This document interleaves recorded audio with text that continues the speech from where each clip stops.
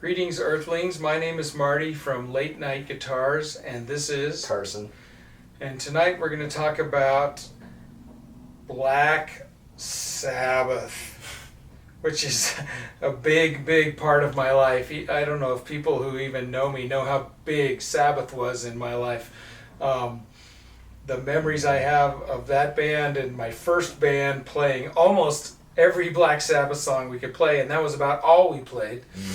You know, we were 13 and 14 years old, and I started out on the bass, and I would go down to a place, I think it was called Music Village in Ogden, Utah, and I would take lessons from this jazz guy who sat like this with his pipe and his little hat and his goatee, and we'd go through the Black Sabbath songbook on the bass, learning every note for note, and learning, Children of the Grave with this jazz guy. It was awesome, but that's what I wanted to learn, and that's what he was teaching me. So, and then when we finally played out, we would play things like Parents' Night.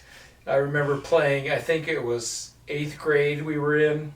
We played Parents' Night, and we played Supernaut, which is an awesome tune off of this album, Volume 4.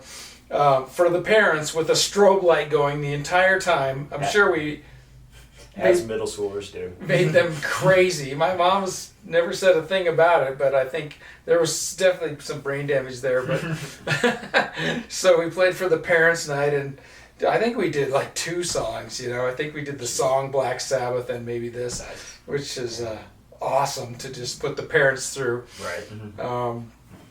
But that was okay. I did love, Paranoid and all that stuff, and we had those records, but I was pretty young, 11, 10, 11, 12 when those were out. So when I really played the guitar and started listening to Sabbath and Zeppelin and all that stuff, a little in the mid-70s type action, Sabotage comes out, and this album changes my life. And it is amazing. I know a lot of people's favorite Sabbath albums, are the classics with War Pigs, and you can't beat that stuff. But this is my favorite Sabbath album because I'm a little bit younger, and it's amazing. I mean, there's a song on here, I remember, it's called Megalomania, and there's stops all through the song where Ozzy just screams stuff. And I'm in the front room, 14 years old, learning this stuff and listening to it over and over again, and my mom's making dinner, and here's Ozzy, there's one part where it stops and he goes, "Suck me!" And "Honey, it's time for dinner." "Oh, hold on, Mom, we're learning how to..."